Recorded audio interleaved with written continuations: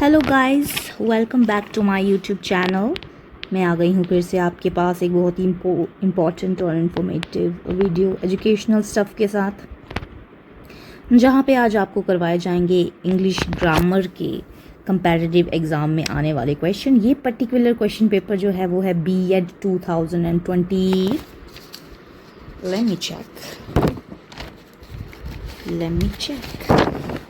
22 2022 B.Ed entrance exam का question paper है ये, जहाँ पे हम आपको इंग्लिश मीडियम से जुड़े हुए क्वेश्चंस आज आपको करवाने जा रहे हैं। तो चलिए बिना किसी देरी के शुरू करते हैं पहला क्वेश्चन। तो जैसे कि आपको डायरेक्शन दी गई है, in the following question 4 words are given. तो 4 वर्ड्स दिए गए हैं, right. Only one of which is wrongly spelled. इनमें से एक जो है उसकी स्पेलिंग गलत है, ठीक है। Choose the right one that is not right, मतलब जिसकी स्पेलिंग सही नहीं है वो हमको चूज़ करना है, ठीक है। तो यार मैं आपको ये 51 क्वेश्चन में साफ तौर से I would not miss guide you guys, because यहाँ पे पॉइग्नेंट, प्रिवलेंट, रेलेवेंट, मेलिग्नेंट, ये चारों स्पेलिंग्स जो हैं वो सही हैं। जी हाँ, आप चेक कर सकते हैं, यहाँ पे कोई भी गलत स्पेलिंग नहीं दी गई हैं। आंसर्स में तो हमें बी दिया गया है, लेकिन रेलेवेंट के स्पेलिंग भी यही होते हैं, जिसका मतलब होता है मोस्ट रिलेटेड। मेलिग्नेंट जो होता है वो ट्यूमर होता है, और प्रिवलेंट होता है जैसे मोस्ट कॉमन किसी जगह पे कोई चीज़ हो जाए।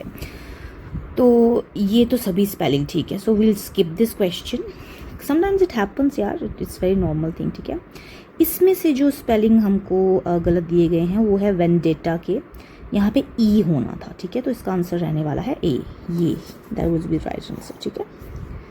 नेक्स्ट क्वेश्चन की डायरेक्शन पढ़ेंगे। Right the one word substitution for the following question, ठीक है। हमको सब्स्टिट्यूट निकालना है इस पूरे सेंटेंस के लिए एक वर्ड का, ठीक है। तो सेंटेंस क्या है? A man who waste his money on luxury, मतलब फालतू के खर्च करते रहना, लग्जरी, अमीर दिखने के लिए पैसा खर्च करते रहना। अगर आप किसी ऐसे इंसान को जानते हैं तो वो क्लियरली है एक एक्स्ट्रावेगेंट इंसान। ऐसे इंसान को क्या कहते हैं? Extravagant, right. What word from the following given word would you use to represent a doctor who specialize in disease of nose? तो भाई ऐसा डॉक्टर जिसने नाक का स्पेशलिस्ट है, उसको क्या बोलेंगे? राइनोलॉजिस्ट, ठीक है। राइनोलॉजिस्ट कहा जाता है ऐसे डॉक्टर को। A politically enlightened community, neither the kings nor the gods have anything to say. The word in bold is exactly opposite in meaning to opposite निकालना है ना, कि politically enlightened community है तो मतलब वो civilized है, right? तो उसके लिए जो हमारा opposite word होगा civilized का, वो होगा uncivilized, right? Select the correct representation of the word or the phrase. He took the decision of his own accord. तो इसके लिए आपको आएगा own his own, क्योंकि उसने अपना डिसीजन जो है वो खुद लिया है, ठीक है। Next question, the workers hell bent at getting what is due to them. तो hell bent on getting आएगा, इस चीज़ को जो है वो करेक्ट किया जाएगा, इम्प्रूव किया जाएगा कि एट की जगह जो है वो ओन आ जाएगा, ठीक है। तो सेंटेंस जो है वो ठीक हो जाएगा। Next question, fill in the blanks with the correct word from the following. The miser gazed dash at the pile of gold coins in front of him, ठीक है। तो अवॉइडली इसका आंसर दिया गया है, जिसका मतलब होता है उस उत्सुकता पूर्वक, ठीक है। मतलब काफ़ी उत्सुक हो गए, उसने देखा कि भाई हाँ गोल्ड के सिक्के पड़े हैं उसके सामने।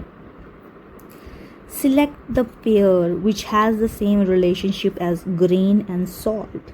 Chip and glass, right? Select the pair which has the same relationship as light and blind. मतलब लाइट तो है लेकिन वो अंधा है, तो इसका आंसर होगा स्पीच एंड डम, कि वो बोल तो सकता है लेकिन वो बहरा है। जी हाँ, सॉरी, बहरा नहीं, वो गूंगा है, ठीक है। Next question, fill in the blanks with correct word from the following. Our sir teaches mathematics dash English. तो इसका मतलब होगा, इसका जो आंसर होगा वो होगा प्रिसाइड, ठीक है। Next question, please come dash the bathroom, out of the bathroom. Find out the antonyms that means opposite word of underlined word that is foremost. Foremost होता है आपका opposite बताना है ना, तो foremost होता है सबसे महत्वपूर्ण, और सबसे महत्वपूर्ण का क्या हो सकता है, unimportant, मतलब जो important नहीं है, महत्वपूर्ण नहीं है। He dash for you all day, है ना, He is still waiting now. Choose appropriate word from the following. तो has been waiting इसका आंसर रहने वाला है, ठीक है। The grapes are now dash enough to picked, मतलब उसने तोड़ना है उसको, या that means वो पक चुके हैं ना, तो rip का मतलब होता है पक चुके हैं, ripe का मतलब होता है कि पक चुके हैं। तो ये थे हमारे आज के क्वेश्चन, बहुत ही important question, B.Ed examination, entrance examination test जो हमारा 2022 में हुआ था। उम्मीद करती हूँ आपको ये वीडियो पसंद आया होगा, और इसी तरह की बहुत ही important stuff video, educational video, important videos के लिए, कंपैरेटिव एग्ज़ाम में हेल्प करने वाले वीडियोस के लिए मेरे चैनल को सब्सक्राइब करना ना भूलें। Thank you so much for watching guys.